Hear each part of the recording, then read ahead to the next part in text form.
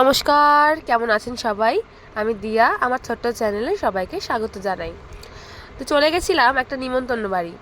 একটা পুচকুর মুখে ভাত ছিল, আর আমার মেয়েকে রেডি করে দিয়েছি।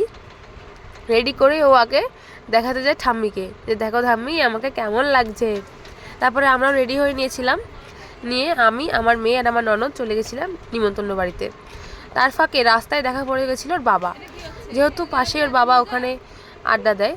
তো ওর বাবাকে বললাম চলো একটু তুমিও আমাদেরকে এগিয়ে দাও। আর এই দেখতেই পাচ্ছ আমার মেয়ে কীরকম লাফিয়ে লাফিয়ে বেড়াচ্ছে। কোথাও যাওয়ার কথা হলে এত খুশি হয়। তারপর ওর পিসি বলছিল চলে গেলাম টাটা, সেই জন্য ওর পিসির পিছন পিছন যাচ্ছে ও। পিসিকে কোথাও হাতছাড়া করবে না, আগে পিসি। মা ঘরে থাক, পিসিকে আগে ওর চাই। যাই হোক, তারপরে বেরিয়ে পড়েছিলাম রাস্তা দিয়ে। এই যে দেখতেই পাচ্ছ ওর বাবার কোলে উঠে পড়েছে। বাবাকে দেখতে পেলে হয়। কোথায় যাচ্ছ সোনাই? পাপার কোলে? ও কাউকেই চেনে না, বাবা, পিসি আর দাদু। তারপরে আমরা চলে গেছিলাম সেই বাড়িতে। একটা ছোট্ট পুচকু বাচ্চা, মেয়ে বাচ্চা, ওর অন্নপ্রাশন ছিল। আর আমার মেয়ে আমাদের সাথে হাঁটতে খুবই ভালোবাসে, কোলে অতটা থাকতে চায় না। যেহেতু নতুন হাঁটা শিখেছে, ও হাঁটতে পছন্দ করে। চলে এসছে অন্নপ্রাশন বাড়ি।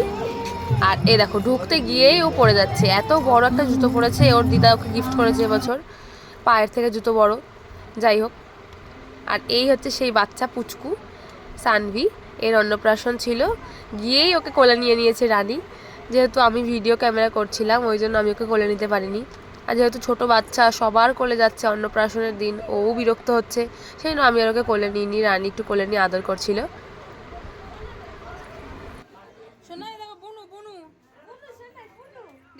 আর যে কোনো অনুষ্ঠান ভারী হোক, যে বাড়ি হোক, যেখানে ফুচকা সেখানে আমি। ফুচকা থাকা মানে আমি সেখানে যাবই। যে কোনো অনুষ্ঠান বাড়িতে যদি ভালো কিছু আইটেম হয়, আগে আমি ফুচকা খেয়ে পেটটা ভরিয়ে নেবো। আর ফুচকা না খেলে আমার কি করছো? সব জায়গায় গেলে খেতে হবে ফুচকা। কি গো বৌমনি, কি করছো? সব জায়গায় খেতে হবে? বাপরে বাপ, ফুচকা লাভার। দেখো ফুচকা ছাড়া না চলবে না, যেখানে যাবে সেখানে শুরু হয়ে যাবে নিয়ে।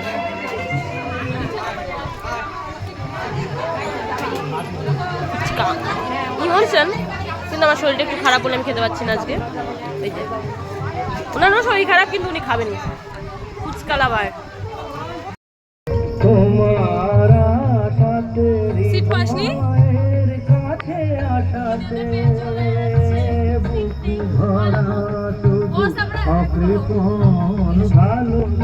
তারপরে গিয়ে দেখছি যে একটা সিটও খালি নেই যে আমরা ডিনার করতে বসবো। তাই জন্য রানীকে বললাম চল আমরা বাইরে ওয়েট করি, ততক্ষণ ওদের খাওয়াটা হোক। আর এই যে দেখো, খিদেতে ওর মুখ পুরো শুকিয়ে গেছে।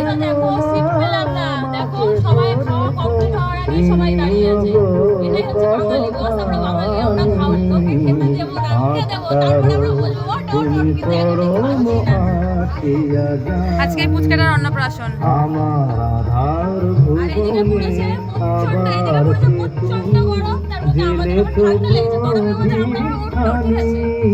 তারপরে এখানে মেয়েকে বললাম একটু কায়দাবাজি কর, ওকে একটু দিয়ে একটু কায়দাবাজি করছিলাম।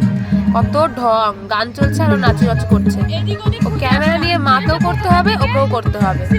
আর তার সাথে আরেকজন পাশে তো থাকেই দীপরাত। সবাই মিলে একটু ঢং করে নিলাম। ঢং করার পরে তখনও আমাদের খিদে মিটছে না, যদিও হোক পেটে খিদে, শুধু ফুচকা থেকে আর খিদে মেটে। তারপর জাতামাতা করে একটা সিট তাও রানী জোগাড় করলো।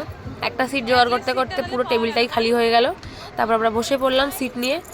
আর এখানে আমাদের সাথে সঙ্গ দিয়েছে আমার এক ভাই আয়ুষ, খুবই একটা ভালো ছেলে। তারপরে এই যে মেনু কার্ডে ছিল মিনারেল ওয়াটার, লেবু, স্যালাড, কচুরি, আলুর দম, অনেক কিছুই ছিল। কিন্তু জানো তো সবাই যে যেটা আমি খাবো শুধুমাত্র আমি সেটাই নেব, তাই জন্য। আর আমার মেয়ে তো যেখানেই যাক বন্ধু পাতিয়ে নেবে, এখানেও বন্ধু পাতিয়ে নিয়েছে আয়ুষকে। আর নুনের বাটি নিয়ে খেলা শুরু করে দিয়েছে, তার সাথে কার্টুনও দেখা চাই ওর। তারপরে আমরা চলে গেলাম ডিনার করতে, কারণ দেরি হয়ে যাচ্ছিল। টেবিল নিয়েও নিয়েছে, যেগুলো ডিনারটা আবার সেরে ফেলি। তারপরে সব কিছু একের পর এক আসলো, যেমন স্যালাড, কচুরি, আলুর দম। আর আমার মেয়ে তো আমার কোলে আসছিল না, ওর পিসির কোলে বসেও খাবে, যেহেতু আমি ক্যামেরা করছিলাম। ওই জন্য বললাম তাহলে তুই নিয়ে খা। হায় রে বেচারা, পিসির কি কষ্ট, বাচ্চাটাকে নিয়ে খাচ্ছে কোলে। আর বেচারার মা ভিডিও করছে, বাচ্চাটা নিয়ে নেই। কি করবো বল, কাউকে তো কাউকে ভিডিওটা করতে হবে, প্রুফ হিসেবে রাখতে হবে যে কত কষ্ট করে আমার নানিটা খাচ্ছে আমার মেয়েকে কোলে নিয়ে।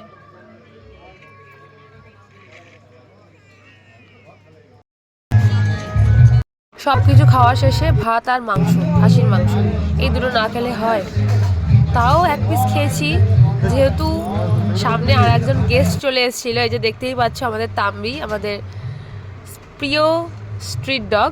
যে কোনো অনুষ্ঠান বাড়িতে এর নিমন্ত্রণ থাকে, একে কেউ তাড়িয়ে দেয় না, একে অবশ্যই সবাই অ্যালাউ করে। তাই জন্য আয়ুষ যেহেতু মাংস খায় না, তাই ও মাংস পাতে নিয়ে ওকে খাইয়ে দিচ্ছিল।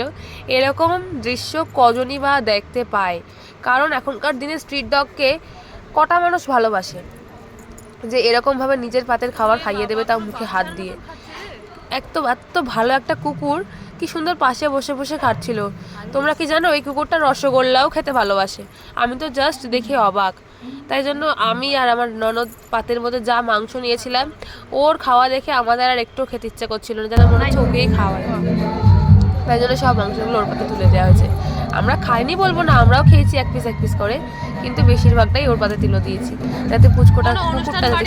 কখনো দেখবেন না যে কেউ এইভাবে যত্ন করে কুকুরকে খাওয়াচ্ছে, তাও নিজের খাবার থেকে। পাতে তো মাংসটা নিল, কিন্তু নিজে একটাও খেলো না, সব ওকেই খাইয়ে দিল।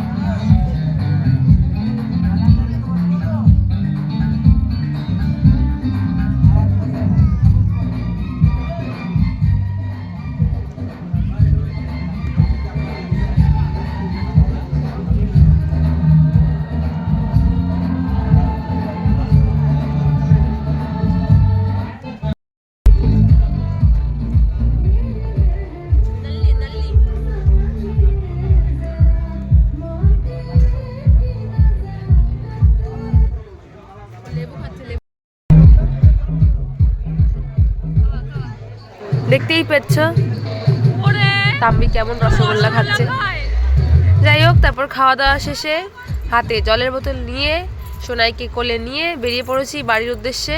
কারণ যতই হোক অনেক রাত হয়ে গেছিলো, 11:30 মতন বাজছিল, তাই জন্য আমরা বেরিয়ে পড়েছি। বেরিয়েই দেখছে গান বাজছে, একটু গান চললে নাচ না করলে হয়। আমার মেয়ে তো গান চললে নাচ করবেই,